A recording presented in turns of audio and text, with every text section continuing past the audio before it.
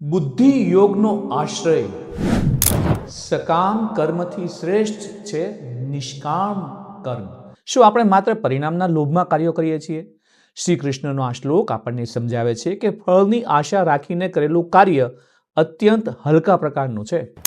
સાચું સામર્થ્ય તો સમત્વ બુદ્ધિમાં રહેલું છે. અધ્યાય 2 નો શ્લોક 49 અત્યંત સ્પષ્ટ શબ્દોમાં જણાવે છે કે ફળની લાલચમાં આવીને કરવામાં આવતા કાર્યો મનુષ્યને બંધનમાં નાખે છે. વ્યવહારમાં આને રિઝલ્ટ ઓરિએન્ટેડ સ્ટ્રેસ કહી શકાય. જ્યારે આપણે હેતુ માત્ર સ્વાર્થનો હોય ત્યારે આપણી બુદ્ધિ સંકુચિત થઈ જાય છે. શ્રી કૃષ્ણ અર્જુનને બુદ્ધિનો આશ્રય લેવાનું કહે છે, જે નિષ્કામ કર્મ તરફ દોરી જાય છે. શ્લોક છે, દૂરેણ વ્યવરમ કર્મ બુદ્ધિ યોગાધ્વનંજય બુદ્ધૌ શરણમન્વિચ્છ કૃપણા ફલહેતવઃ.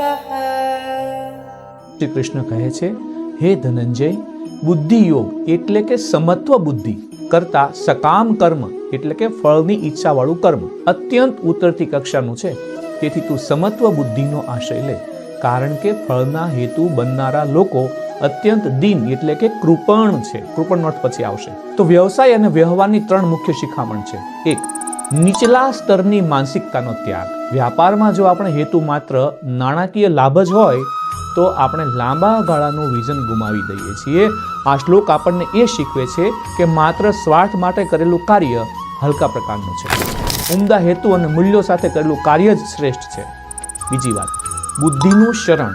ભાવનાઓમાં વહી જવાને બદલે વિવેક બુદ્ધિનો ઉપયોગ કરવો એ જ બુદ્ધિયોગ છે. આપણને એ સમજાવવામાં આવ્યું છે કે જ્યારે આપણે પરિણામના લોભથી મુક્ત હોઈએ છીએ ત્યારે આપણી નિર્ણય લેવાની ક્ષમતા વધુ સચોટ અને પક્ષપાત રહિત બને છે. બીજી વાત, લાલચુ બનવાથી બચવાનું છે. શ્રી કૃષ્ણ કહે છે કે ફળની ઈચ્છા રાખનારા કૃપણ એટલે કે ભિખારી જેવા છે. વ્યવહારમાં જે વ્યક્તિ સતત મને શું મળશે એવું વિચારે તે ક્યારેય માનસિક શાંતિ કે સાચું સન્માન મેળવી શકતી નથી. સાચો આનંદ કાર્યની પૂર્ણતામાં છે, તેના બદલામાં નહીં. શું આપણે લાલચના બંધનમાંથી મુક્ત થઈને ઉમદા લક્ષ્ય માટે કાર્ય કરવા તૈયાર છીએ? જો આપણે વિવેક બુદ્ધિનો આશ્રય લેવા માંગતા હોઈએ તો કમેન્ટમાં બુદ્ધિ યોગ એવું લખી શકો છો.